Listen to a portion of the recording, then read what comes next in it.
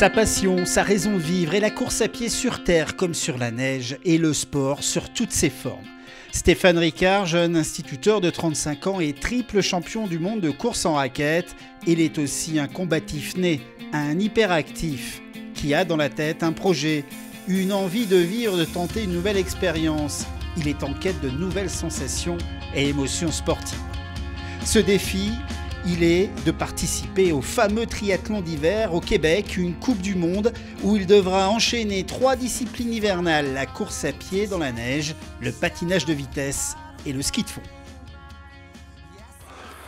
Cette année, j'ai eu la possibilité d'aller là-bas, les organisateurs m'ont contacté, du coup j'ai pris cette opportunité-là pour faire quelque chose de nouveau. Et dans la vie, j'ai toujours fait des choses nouvelles et ludiques, j'aime pas trop la routine. C'est vrai que la discipline traditionnelle course à pied, j'ai peut-être atteint mes limites et du coup j'ai besoin de nouvelles émotions et c'est aussi pour ça que je fais du sport, c'est surtout pour vivre des nouvelles expériences. L'objectif déjà c'est de terminer en s'étant fait plaisir tout au long de la course. C'est vrai qu'enchaîner les 3 épreuves, franchement je sais pas du tout ce que ça peut donner. J'en ai déjà enchaîné 2, raquette et ski de fond, mais j'ai jamais enchaîné avec le patin. Donc voilà, c'est la grosse interrogation, ça reste quand même le patin et les 30 tours à effectuer. Après l'objectif, franchement, je ne sais pas du tout. On est 30 au départ, il y a des spécialistes de la discipline, il y en a qui sont comme moi, qui viennent d'une des 3 disciplines. Donc vraiment, voilà, terminer dans de bonnes conditions et le reste, on verra. Il est vrai que le patinage de vitesse risque bien d'être le talon d'Achille pour Stéphane. Mais il va mettre toutes ses chances de son côté en s'entraînant une fois par semaine sur la patinoire de Gap avec un coach de roller, Olivier. Ensemble, ils affûtent les nouveaux automatismes que devra maîtriser Stéphane pour limiter les dégâts le jour de la course. Le temps est quand même compté, il fait des progrès au fur et à mesure. En ligne droite, la position est à peu près bonne. Après, c'est avec la distance. C'est vrai qu'on est sur un petit anneau. Donc, travailler à distance, c'est compliqué parce qu'il y a beaucoup de virages. Donc, ça fait que le dos, il prend tout de suite. Mais après, au niveau ligne droite, la position est à peu près bonne. Donc, voilà, après, c'est...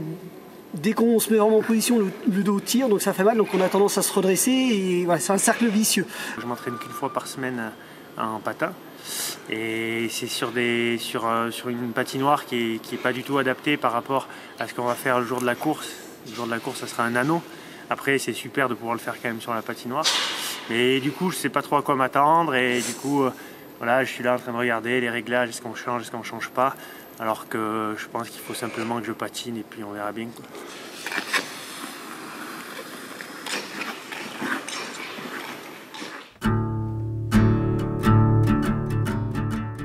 Québec, le pays de la neige et de la glace. C'est ici que Stéphane Ricard a élu domicile pour quelques jours. Il n'a pas eu de mal à se mettre à l'heure québécoise. Il se sent parfaitement dans son élément. Ouais, c'est sûr, hein. Je fais de la raquette parce que j'aime la neige aussi. Et là, c'est vraiment un pays de neige ici.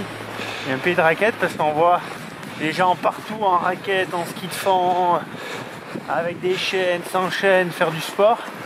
Nous, en France, il y aurait juste la moitié des skieurs en neige, tout le monde reste chez soi. Ici, ça n'a pas l'air de beaucoup les déranger. Triple champion du monde de raquette, Stéphane Ricard a décidé de se lancer un nouveau défi, tenter une nouvelle expérience, participer à la Coupe du monde de triathlon d'hiver. Parmi les disciplines, celle qu'il redoute tellement, le patinage de vitesse, une découverte totale pour notre Frenchie. Faire incognito sans que personne ne voit rien, mais je suis passé... C'est loupé. C'est sûr qu'avec des protecteurs... Et tu veux pas... Combien il faut que je te donne pour que tu annules le patin, que tu mettes autre chose à la place? Ça n'arrivera pas, je te le promets. Course à pied, raquette à la place, non? C'est sûr que ça n'arrivera pas. Tout ce qui pourrait arriver, c'est peut-être qu'on dise, écoute, il y a trop de neige pour faire de la course, donc on va rallonger le patin et le ski. Toujours bon pour la TV. Voici François Caletta, l'organisateur, ancien hockeyeur et champion de patinage, va lui donner quelques conseils. Tout le monde au début, c'est d'essayer de toujours garder tes genoux en avant des orteils. OK? Parce que souvent, les gens, ils ont tendance à dire, les patineurs, ils sont bas, ils font comme ça. Ouais. Non, c'est les genoux. Ils viennent plier, c'est ça. Parce qu'ici, regarde, je reste quand même à 90 degrés. Mais j'ai les genoux en avant des orteils. Ça, c'est la position pour de l'endurance. C'est sûr qu'en sprint, on va beaucoup plus bas. Mais si tu gardes... Stéphane Ricard redoutait beaucoup cette rencontre avec l'anneau de glace des Plaines d'Abraham. Un anneau de 370 mètres de circonférence qu'il devra parcourir 30 fois sous des conditions difficiles. Stéphane reste confiant. J'attendais à pire quand même en termes de virage. Contrairement à la patinoire de Gap, c'est beaucoup moins abrupt le virage. Donc du coup, il n'y a pratiquement aucun moment de conversion à faire avec les pieds. Donc je me dis, bon, j'arriverai toujours à le faire. Après, la question c'est l'allure, bien sûr. Là, j'ai regardé un petit peu, je vais à 16-17 km/h. Je pense que le jour de la course, il faudra aller à 22-23. Après, je vais venir demain, je vais venir samedi, ça va venir. Là, je pense que les conditions sont quand même vraiment compliquées. En fait, on ne fait pas du patinage sur de la glace, on fait du patinage sur de la neige.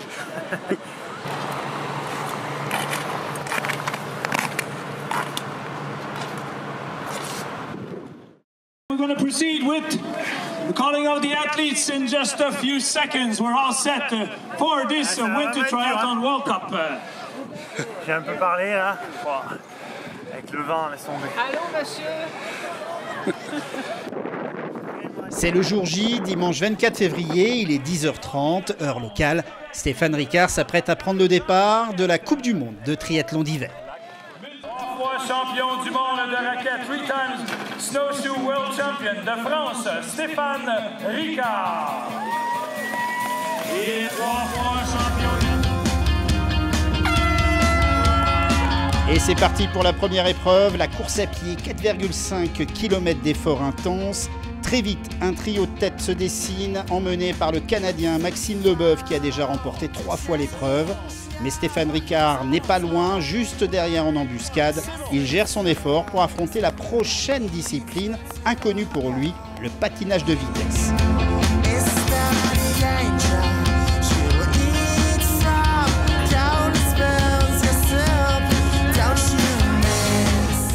À la sortie de la première épreuve, il est 3e, parfaitement positionné pour effectuer les 11 km de patinage de vitesse, soit 30 tours de cet anneau de glace réfrigéré. Il le savait, mais il le constate d'une manière réelle. Le niveau est élevé, le Champ-de-Seraing, qui a seulement quelques heures d'entraînement dans les patins, ne peut rivaliser. Mais il va jusqu'au bout en sortant en dernier de cette épreuve. Place maintenant au ski de fond, 9,5 km dans des conditions dantesques. Il fait moins 20 degrés avec des rafales de neige à plus de 70 km/h.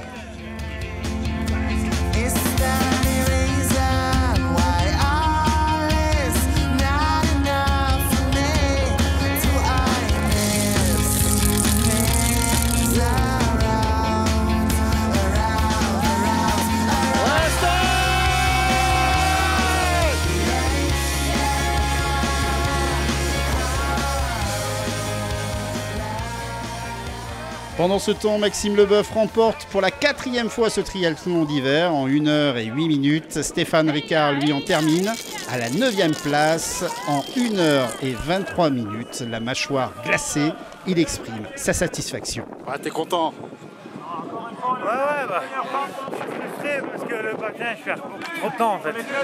Mais bon, c'était pour essayer. Franchement, je suis très content d'avoir essayé. C'était vraiment bien. Une belle expérience, il faudrait que ça soit aux Jeux Olympiques, je pense. Ah, j'arrive plus à parler. Tu me pouvais.